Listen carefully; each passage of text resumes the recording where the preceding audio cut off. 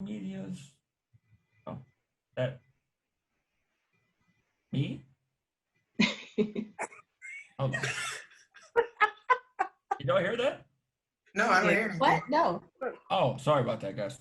This Oh. video, this video that's been on. Speaking of all deaf, and I'm not running this one for sure. But if you go to All Deaf Music right now, they have had a video running for 30. Hold on, about 30 minutes that had no sound. I'm not running this one. I am not, obviously, because I'm here with you guys. I'm not running this live stream. Well, we're not taking the blame for this. And I'm not taking the blame for it either. But it literally has sat there. I literally have been sitting there with it open on another page, and I didn't hear nothing this whole time. They've been talking on the screen this whole time. And literally, the audio finally just came in right now. For the last 30 minutes, it's been on my other screen. And that's why I stopped. I was just like, oh, wait, are one of y'all talking? And look over, and then it's this woman talking on this. Magic. I was like, oh. So there really was no sound. Got it. Yikes. I saw the live chat that kept saying no sound. I'm like, oh, they're going to fix that eventually. Nope. It never did. 30 minutes. All right. Welcome, everyone, to another episode of the Cloud Village podcast. I am your host, Sydney, a.k.a. Sidboo. And as you can see, I've got a few of my girls here with me today. I'm going to go ahead and let them introduce themselves. All right. Hey, it's me, Miss Game Queen. All right, I'm Brianna Smith, 2022. It's your girl, Relly Rel.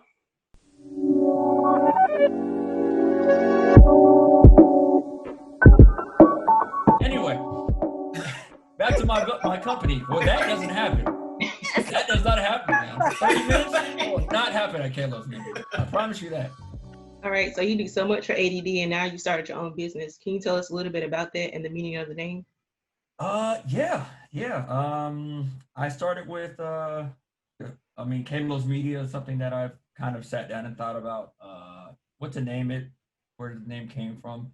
The name of it came from, if you look up Kalos, actually, let me go ahead and look it up. I think it means beautiful inside and out is something. Oh, really?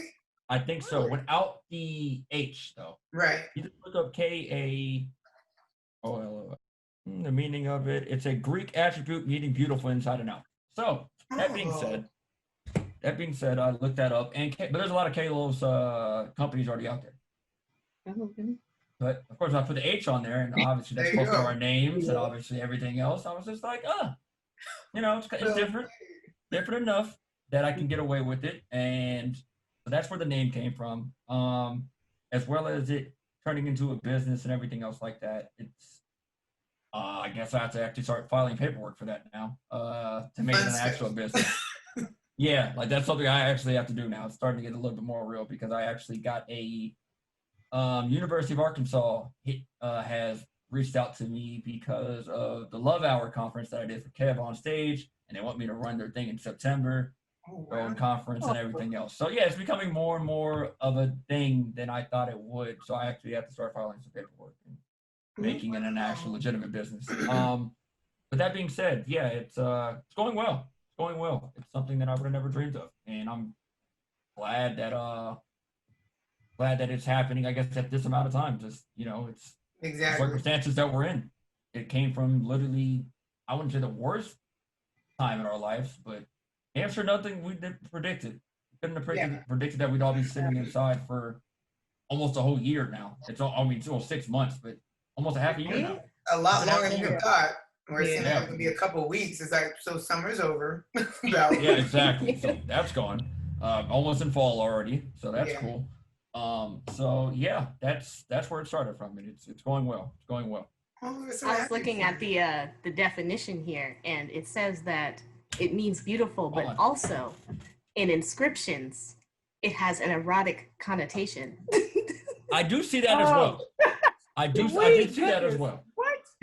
I did see that as well. If you look up that first definition on there, if you go a little bit, scroll down just a little bit. Yeah, just a little bit further. Right above board. It would be Sydney to point that out. On Urban Dictionary, right here, and I quote, a Greek attribute meaning beautiful inside and out. That's Urban Dictionary. And we use the Urban Dictionary like it's actually the dictionary nowadays. We use it more than Webster. We use it more than anything else. Yeah. Yeah, we use Urban Dictionary. In fact, shout out to Pat. labia salad. Right. Right. Pretty much. He got it in there. He sure did. He did that. Only Pat. Only Pat.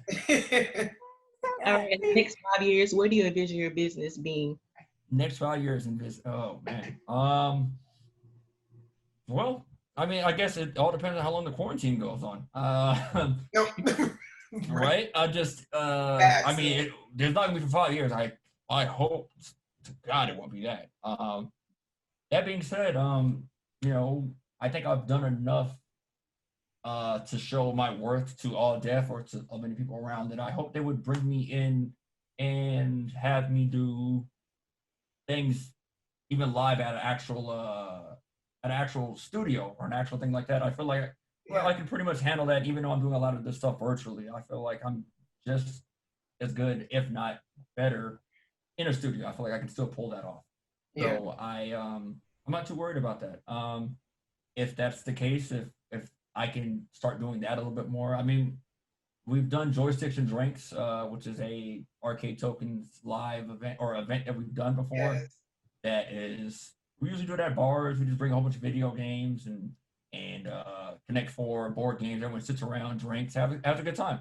Obviously trying to expand on that. Yeah, exactly. It's great. It's a great time. Yeah, it's amazing. Yeah.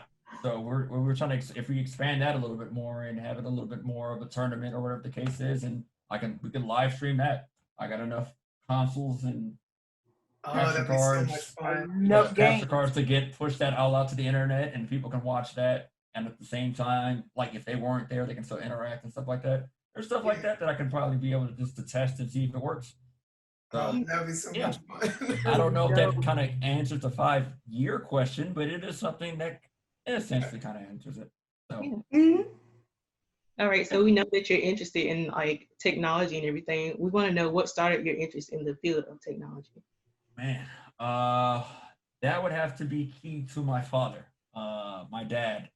He graduated from DeVry University a long time ago, but he obviously had a job in the electronics. I'm pretty sure he got a degree in computer science or something down the lines of that. He gave me a laptop around when I was like 8 years old. A laptop, one of his spare laptops, and since then it has been nonstop of the bigger. I mean, it honestly it all comes from video games. It really does. Yeah. As well as my dad giving me that laptop. I knew my mom and my dad were not gonna be able to buy me all the video games in the world. I knew that was at a young age. I'm like, they're not gonna buy me all of these. So I have to figure out a way to kind of see if I can get them myself. That's when the whole emulation thing started happening. I started looking that up, trying to figure out how to play games there. Burning CDs, burning video games. Started going that route, that direction. Had to hack a PS2, had to hack a PlayStation, PSPs, obviously. So that literally just continued to build and build until, I'm here now, and I'm sitting here surrounded by consoles of video games and 4 monitors, 5 monitors, 2 desktop computers. Wow. Yeah. Sweet. Yeah, literally, this is all in literally eye view right now. This is literally, if I literally do this, I can literally see all that. Yeah, it's bad. But see, that origin story makes so much sense. Exactly. If that's literally where you started with a laptop and now you're like surrounded by it, that is perfect. Nothing but that's literally my story. There you go. Because my dad also went to DeVry for computer science. He also one of his extra laptops, and we built my first computer together. Also realized that they weren't going to be able to give me everything, so I didn't end up getting into like the emulators until later, but boy did I download a shit ton of computer games that I knew I wasn't going to get bought. So I was yes. Where I knew I wasn't going to get everything, I had to take care of my stuff. So my mom, she just told, she's like, okay, you break it, that's it. So literally the whole Game Queen thing came because I still literally have the regular Nintendo all the way up from like the Segas and stuff too. But I was that little OCD kid that kept all my stuff immaculate. So I still have like Nintendo 64 games in the box with the little cardboard thing with the warranty and the instructions, everything. Like that was the kind, because I was like, if I break it, this is it. So like I keep my games like trophies. And the thing that's weird is seeing everything go digital. It just kind of like I know it's gonna get to the point because they can save more money by not making the actual DVD. Because you obviously know that even the Xbox, just the recent one that came out with, the all digital one. Drive. Yep. I'm like, oh, it's gonna get to that, and I'm gonna lose my little, physical trophies. But I mean, I talked about earlier today on my Twitch is that there's a lot of games that are being, for licensing issues, we lose them.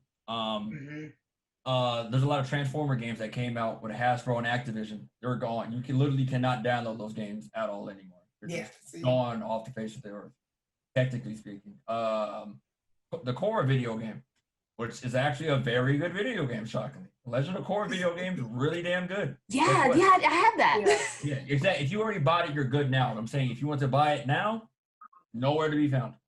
Nowhere to be found on the internet. And so that's why the whole digital thing, or just kind of preserving it in a sense, or archiving it, or being able to play it, is something that I feel like it's kind of important. It really is, because these games will just be gone.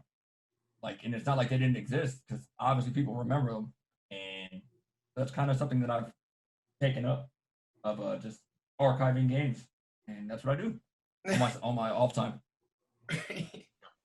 Yep. So that helps. All right, what are your favorite and least favorite technology products, and why? Ooh, favorite and least favorite. Oh man, I think I can start with the least favorite. My least favorite would be, shockingly enough, this might shock a lot of people, I do not like the iPhone. Oh, no, that makes sense. Hey, I don't care. I just got an iPhone just to match up with everyone else.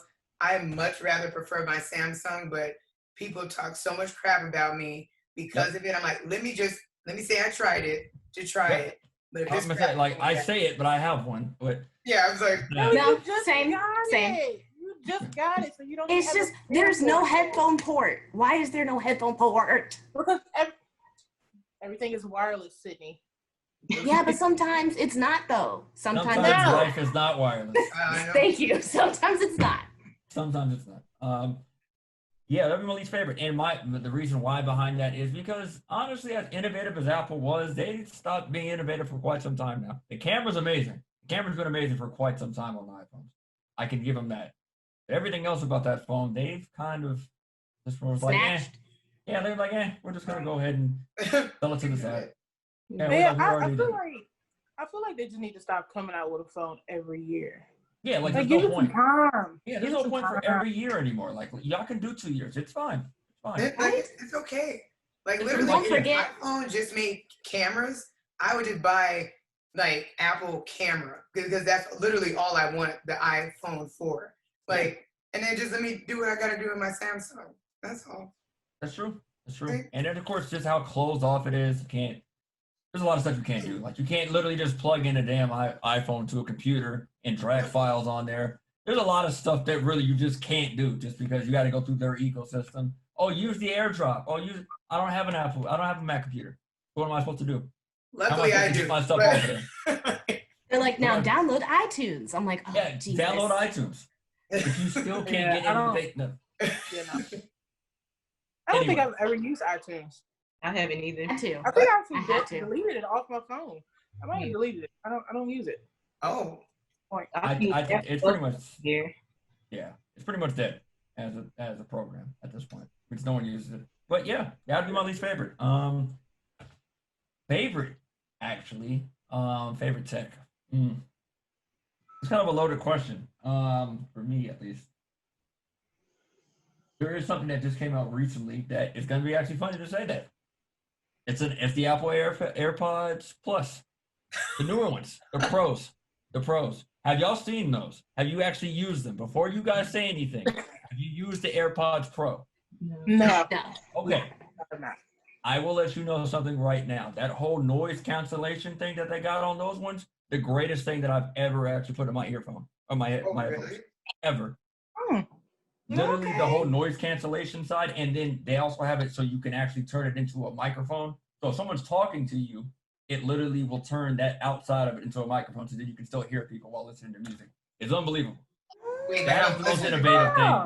That's the most innovative thing that Apple has done in a very long time. As much as I was just talking trash about them. I know it's great. It's just like, how could you listen?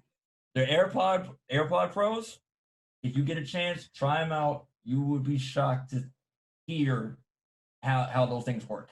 Wait, how much do they cost though? They're like I think right now I've seen them down to like $219. They're not cheap.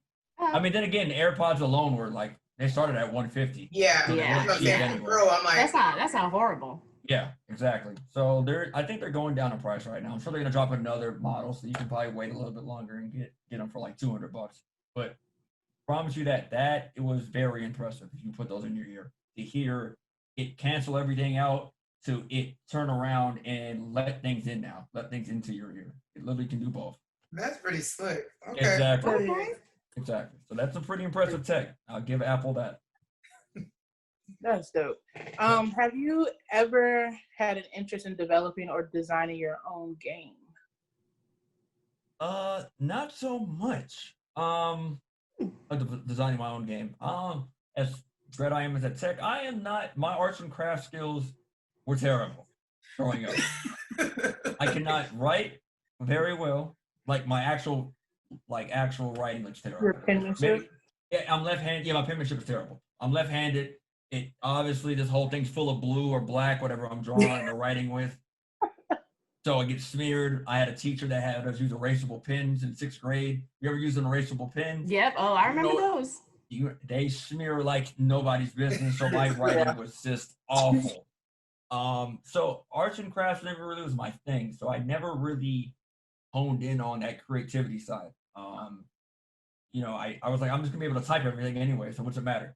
That's literally how I was telling myself in elementary. I was like, I'm just gonna type everything. I don't need to know how to write. I know how to spell the words. I know what I'm doing. The computer will take care of it for me. That's what I thought so much. I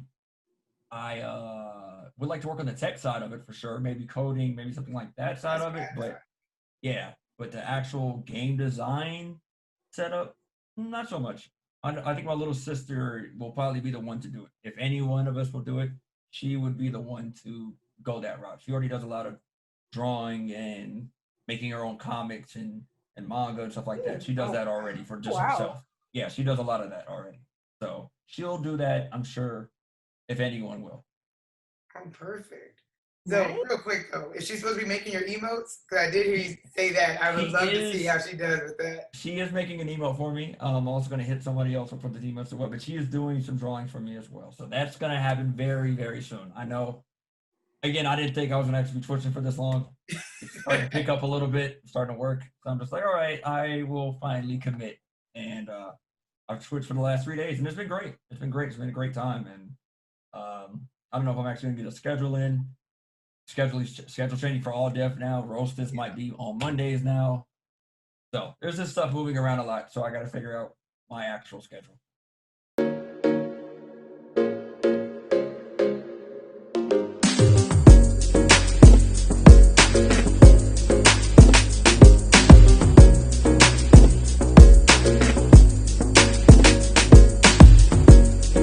So just wanted to say thank you guys for tuning in and watching. All of our stuff will be linked down below. And that has been another episode of the Cloud Village Podcast. We'll catch you later. Bye.